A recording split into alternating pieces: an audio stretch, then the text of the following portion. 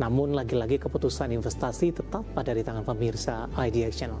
Dapat Anda saksikan grafis di layar televisi Anda pemirsa 4 saham pilihan yang direkomendasikan dari produsen rokok ada HMSP, buy on breakout 770, resisten hingga ke 920, konsumer ada INDF, spekulatif buy di 6.550, resisten hingga ke 7.200, dan masih dari konsumer ada Cimori, spekulatif buy, supportnya di 5.000, resisten hingga ke 6.000, dan terakhir dari emiten minyak mentah ada Medco, buy on weakness, di supportnya di 1.400, resisten hingga ke 1.650. Pak Audi.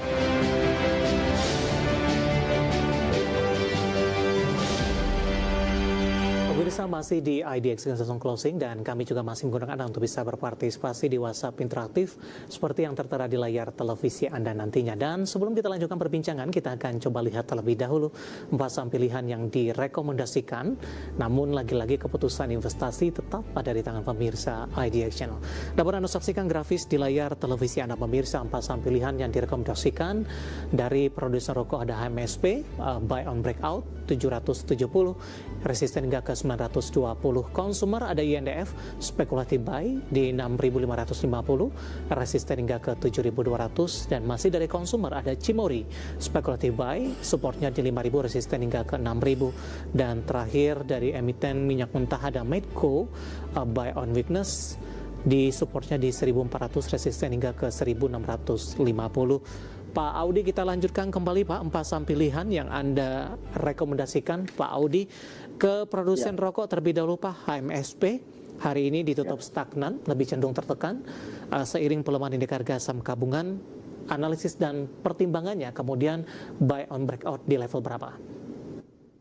Ya, untuk HMSP memang kalau kita lihat secara teknikal ini terjadi positif divergent begitu, Pak David. Jadi memang kami melihat dari sisi indikator MACD pun masih menunjukkan tren yang cukup positif, artinya bergeraknya di zona teritori positif. Dan untuk saat ini memang bergerak masih konsolidasi pasca dia rebound di atas EMA 50-nya. So memang kami masih membutuhkan konfirmasi. Jadi sobat IDX juga boleh perhatikan ketika dia sudah mulai bergerak di atas 825, 830, ini menjadi momentum yang sangat baik. Artinya dia konsolidasinya selesai, ditambah juga sudah dalam indikator yang cukup positif atau di zona positif. Targetnya untuk HMSP sendiri dalam jangka pendek boleh diperhatikan adalah resisten di 920 begitu, dan untuk level support itu adalah di 770. Selama masih ada pergerakan atau koreksi di atas 770 boleh di hold terlebih dahulu. Begitu Pak David. Baik, ditutup stagnan hari ini. Bagaimana Anda melihat prospek dari emiten-emiten produsen rokok ini Pak di tengah sentimen yang berkembang untuk tahun 2026? Ya, sebenarnya kalau kita lihat dari sentimen sendiri terkait dengan cukai itu sendiri memang sudah beberapa kali ini sudah mulai kami lihatnya sudah mulai perhatian dan direspon juga cukup positif. Wacana terkait tidak ada kenaikan cukai ini juga menyambung respon positif juga dari pasar begitu ya, karena kita juga pernah mencermati beberapa kali pernyataan bahwa kenaikan cukai sudah sangat signifikan begitu ya.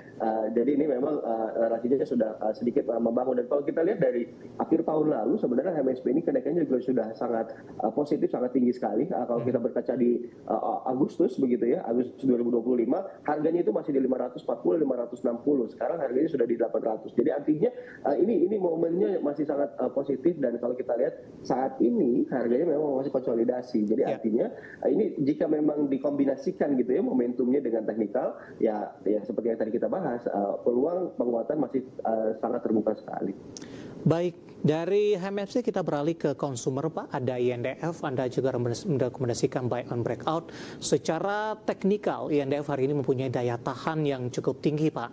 Di tengah pelemahan indeks harga saham gabungan nih, saham INDF ditutup menguat di 2,24% di 6850. Posisi teknikalnya hari ini cukup tangguh dan sesuai juga dengan sifat dari sektornya ini. Pertimbangan untuk INDF di tengah penguatan yang terjadi hari ini. Ya, baik. Kalau tadi dicermati ada beberapa calls memang di sektornya adalah consumer. Memang kalau kita pilihkan juga adalah untuk saat ini yang lebih solid untuk local ownership dan juga ditambahkan dengan dividen dan juga cash flow yang cukup tangguh. Jadi memang ini kami lihat akan cukup resilient di tengah gejolak dinamika kondisi saat ini begitu ya. Dan untuk IDF sendiri sebenarnya kami mencermati dalam jangka panjang masih sangat menarik Pak David. Mengapa demikian? Walaupun kalau kita lihat trennya mengalami penurunan, tetapi saat ini IDF menjadi menarik karena menjadi ada support yang cukup kuat kami cermati di sini itu adalah di 6.600 sampai dengan di 6.800 dalam jangka panjang. Terakhir dia turun ke level itu adalah di April tahun lalu. So untuk saat ini memang sifatnya masih konsolidasi begitu ya. Jadi kami masih merekomendasikannya adalah lebih spekulatif dengan target resisten yang kami tetapkan untuk saat ini adalah di level 7.200 yang artinya ini momentum dalam jangka pendek begitu ya. Dan untuk level supportnya yang mesti dijaga untuk INDF itu sendiri adalah selama dia masih di atas 6.550 ini masih boleh di hold terlebih dahulu. Begitu Pak David. Baik. Dari sisi prospek juga Pak untuk INDF consumer terkait juga dengan bahan baku Pak dan pelemahan nilai tukar rupiah dalam beberapa waktu terakhir. Bagaimana Anda melihat dari sisi sentimen ini?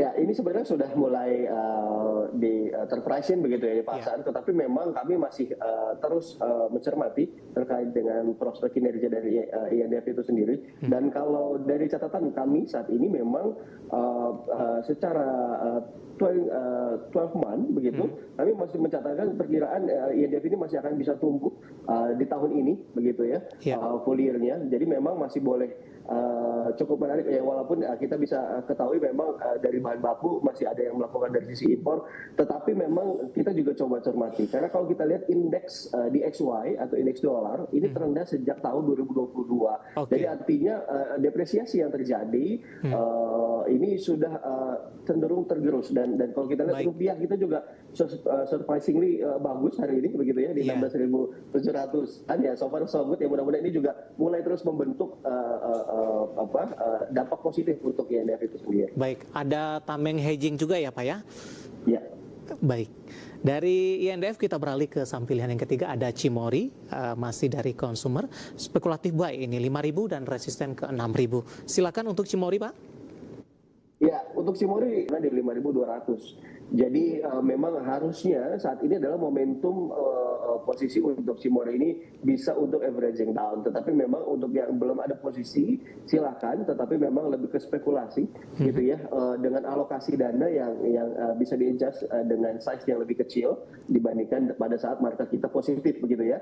Silakan bisa disesuaikan dengan targetnya. Resisten kami adalah di 6.000, betul. Dengan memang untuk saat ini kami mencoba kembali lagi ke atas moving average 50 harinya. Artinya dalam jangka menengah kami harapkan bisa kembali bullish begitu ya untuk Cimory ya. Dan untuk level supportnya adalah di 5.000. Artinya ketika nanti Cimory ini gagal mempertahankan level 5.000, ya kemungkinan akan tetap melanjutkan pelemahan tren. Baik, hari ini pergerakan teknikal juga cukup menarik untuk Cimory secara intraday. Sempat tertekan tadi di 5150 di sesi pertama, kemudian intraday tertinggi di 5525 dan ditutup flat hari ini di 5350. Dari Cimory kita beralih ke saham pilihan yang terakhir, Pak Audi, ada Medco, buy on weakness. Analisisnya. Ya, untuk Medco cukup menarik secara pergerakan hari ini juga ya, walaupun masih di teritori merah, tetapi memang sudah ada perlawanan, ada pullback dibandingkan dengan lowest-nya. So, dan ini juga kami melihat level 1425, 1430 ini menjadi tahanan yang cukup kuat untuk Medco. Jadi memang momentumnya tadi buy on weakness begitu ya. Dengan untuk saat ini resisten yang kami cermati adalah setidaknya sampai dengan di 1650 itu resisten pertamanya, dan untuk resisten keduanya adalah di 1680. Jadi ini cukup bertahap untuk Medco. Jika memang nanti dia kembali lagi rebound dan terjadi pembalikan arah, lebih kembali lagi bisa bullish. Dan untuk level stop loss atau support yang mesti dijaga adalah untuk Medco di 1400. Ini yang diperhatikan oleh sobat investor. Baik, penutupan hari ini di 1515 melemah di 0,98% dan juga bangkit dari intraday terendah hari ini. Tadi sempat ke 1425 dan ditutup di atas 1500-an. 4 saham pilihan yang direkomendasikan dan lagi lagi keputusan investasi tetap pada di tangan pemirsa IDXchannel. Pak Audi, kita kembali Pak, saya akan coba sampaikan update penutupan perdagangan di sesi kedua hari ini dan juga beberapa informasi grafis yang berhasil dihimpun oleh tim redaksi kami.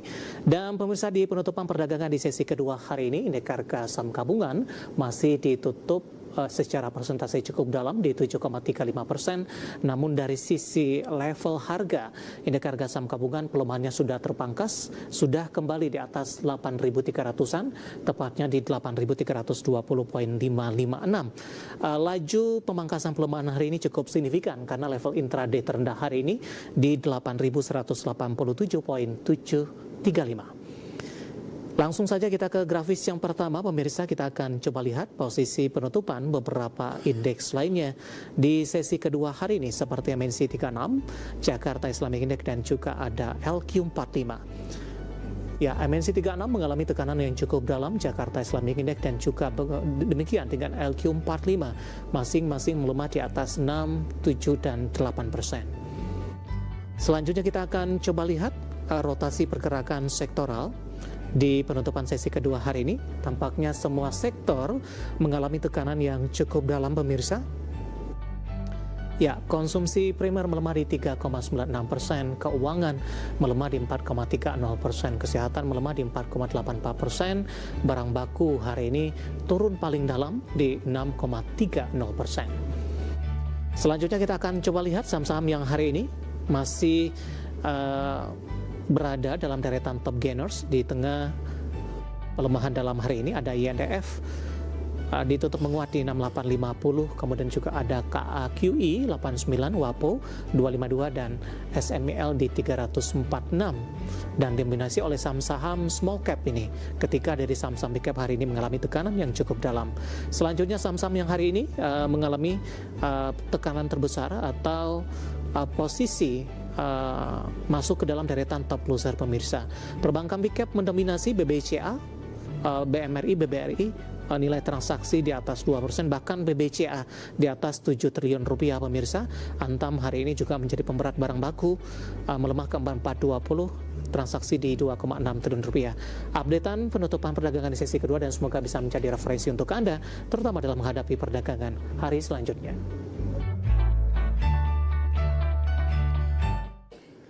Kita akan jeda kembali dan tetap di tempat Anda. Setelah ini kita akan coba ulas beberapa pertanyaan masuk di WhatsApp interaktif. Kami akan segera kembali.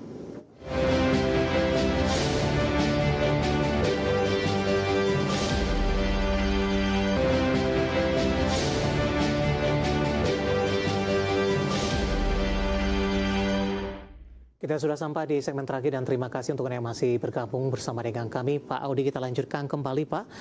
Di tengah pelemahan dalam indeks harga saham gabungan hari ini, cukup banyak pertanyaan masuk dan lebih ke arah ingin masuk Pak. Maksudnya dengan kondisi pelemahan, para investor tampaknya tidak panik dan lebih mau memanfaatkan momentum-momentum yang terjadi di sepanjang perdagangan hari ini. Kita ke Pak Jason Yohan Pak, menanyakan RMKO. Hari ini auto reject bawah sepertinya di 13.10, sementara Pak Jason Yohan sudah menanyakan potensi ke 1.500. Oke, baik. Untuk RMKO sebenarnya saat ini koreksinya masih belum mematahkan tren jangka pendek, yang artinya memang supportnya adalah di 1.200. Ini yang menjadi sign pertama atau warning pertama. Jika ternyata besok RMKO berhasil rebound atau bergerak di atas 1.200, ini menjadi momentum yang sangat baik begitu ya. Dengan potensi ke 1.500 akan kembali lagi terbuka. Jadi memang untuk saat ini lebih menunggu market lebih kondusif dan level supportnya adalah di 1.200. Resisten terdekatnya adalah sebenarnya di 1.660. Jadi level 1.500 ini menjadi level yang bisa achievable jika memang berhasil mempertahankan level supportnya. Begitu Pak David. Baik, selanjutnya ke Bapak Kristo dari Jatinangor ini menanyakan saham NCKL Pak. Sudah masuk di 1.306. Hari ini pelemahan dari NCKL tidak sedalam. 61-nya di 1.200. Jadi saat ini kami melihat untuk boleh di keep, boleh di hold begitu ya untuk NCKL. Dengan resisten kami lihat untuk resisten pertama saat ini adalah di 1.500 dan next resisten adalah di 1.550 begitu. Tetapi hati-hati jika NCKL ini justru malah mulai turun bergerak ke bawah 1.200. Begitu ya. Artinya ini tren penguatannya mulai patah. Oke, Bapak Victor dari Malang Ya. menanyakan saham Telkom, Pak. Hari ini koreksi di 11,93%, 3470. Ingin masuk juga, Pak. Direkomendasikan entry level ideal. Oke, untuk Telkom sangat baik sebenarnya hari ini walaupun tekanan cukup dalam, tetapi untuk saat ini ternyata masih mempertahankan level supportnya itu di 3.400, which is artinya ini bisa menjadi pembuktian dan ini bisa menjadi momen untuk buy on weakness, begitu ya. 3.400 sampai dengan 3.500 bisa menjadi entry levelnya, begitu. Dengan target resisten jika terjadi pullback, target pertamanya adalah 3.690 untuk Telkom dan target keduanya adalah 3.800. Tetapi yang perlu dicermati adalah kami akan menjadi bad sign jika Telkom ini kembali lagi bergerak ke bawah 3.350. Ini menjadi sinyal yang cukup kurang baik begitu Pak David. Baik, ada Bapak Robertus ini Pak menanyakan saham Adaro masih profit di 1822 Pak. Hari ini Adaro juga mengalami tekanan, support waspada mungkin untuk mengamankan profit yang sudah ada. Baik, untuk Adaro sangat baik hari ini ternyata masih mempertahankan level support 2000 begitu ya. Jadi memang untuk menjadi bad sign itu ada di 2000. Untuk saat ini boleh di-keep dulu begitu dengan momentum jika terjadi technical rebound, besar harapan target pertamanya adalah di 2280 itu adalah MA10-nya dengan next target resistennya adalah di 2400. Tetapi hati-hati jika Adaro ini sudah mulai bergerak di bawah level 2000. Baik, kita beralih ke pertanyaan selanjutnya Pak, menanyakan saham emas Pak. Saya akan coba cek penanyanya dari mana. Bapak Bambang Febria Mito sudah ambil posisi di harga average di 7276, potensi ke 8500, dan emas dari barang baku Pak hari ini mampu bertahan di zona hijau. Ya, baik. Ini memang masih sangat baik. Koreksi hari ini juga tidak ada perubahan signifikan yang mengubah perubahan tren. So, kami masih sangat optimis begitu ya untuk emas ini setidaknya dalam jangka pendek targetnya adalah di 7.625 dan next resistennya adalah di 7.850. Tetapi memang yang akan menjadi mematahkan trennya emas jika harganya ini turun ke bawah 6.300 itu menjadi sinyal yang cukup waspada. Baik, selanjutnya ada Bapak Kobo dari Maluku Utara. Terima kasih juga sudah bergabung menanyakan saham KETR Pak. Hari ini mengalami koreksi yang cukup dalam ini. Baru ingin masuk, direkomendasikan atau tidak? Oke, untuk KETR sebenarnya hari ini mematangkan dan mengkonfirmasi dia dalam jangka menengahnya dalam tren yang bearish, tetapi untuk posisi ambil saat ini masih sangat-sangat spekulasi, begitu ya. Tetapi memang ada tahanan yang cukup kuat, itu adalah di 690 sampai dengan di 630. Ini jika memang mau ambil posisi, kami rekomendasikan alokasinya di bawah 20%, karena memang kami juga masih membutuhkan konfirmasi apakah dia bertahan. Jika dia bertahan, maka resistennya kami lihat kembali lagi setidaknya ke atas MA50-nya dulu, itu adalah di level 900 untuk KETR. Baik, selanjutnya Dwi Pujangga Ramadan dari Bandung. Terima kasih juga sudah bergabung menanyakan BIF Pak, BEFF ke depannya apakah ada peluang rebound? Teknikal hari ini juga cukup menarik Pak, di menit-menit terakhir pelemahan juga terpangkas untuk BIF setelah turun ke 292. Baik.